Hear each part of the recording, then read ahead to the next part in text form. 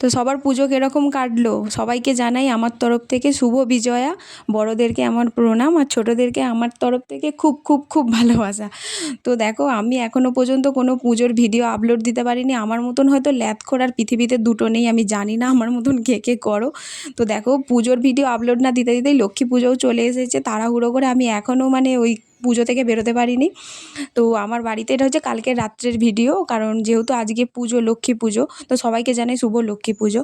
তো নাড়ু বানাচ্ছিলাম আর এই দেখো আমার সঙ্গে ছোটো নাড়ুটাও চলে এসেছে। তো ও বিরক্ত করা একদম ওস্তাদ, আমাদের তো একটুকু স্থিরভাবে থাকতেই দিচ্ছে না। তো ও যাই হোক করে ওকে ম্যানেজ করেছি। দেখো বলছিলাম মহিষাসুর কীরকম করেছিল, দেখো মুখটাকে কীরকম করে দেখাচ্ছে। আর ও খুব একটা ক্যামেরা ভালোবাসে না, যেই তুমি ভিডিও করতে যাবে অমনি বন্ধ করে দেবে। তো দেখো আমরা গ্যাস থেকে নামিয়ে নিয়ে চলে এসেছি। এবার ওকে আমি যা হোক করে বলেছি যে তুই বুঝিয়ে বাজিয়ে যে তুই খাটের মধ্যে বস, আমাদেরকে অন্তত আর বিরক্ত করিস নি, করে নিতে দে। এই যে দেখো আমরা তারপরে দুজন মিলে নাড়ুগুলো পাকিয়ে নিচ্ছিলাম, কারণ একা করতে গেলে অনেকটা অসুবিধা হবে, মানে লেট হয়ে যাবে আর কি। অসুবিধা সেরকম কিছু নয়।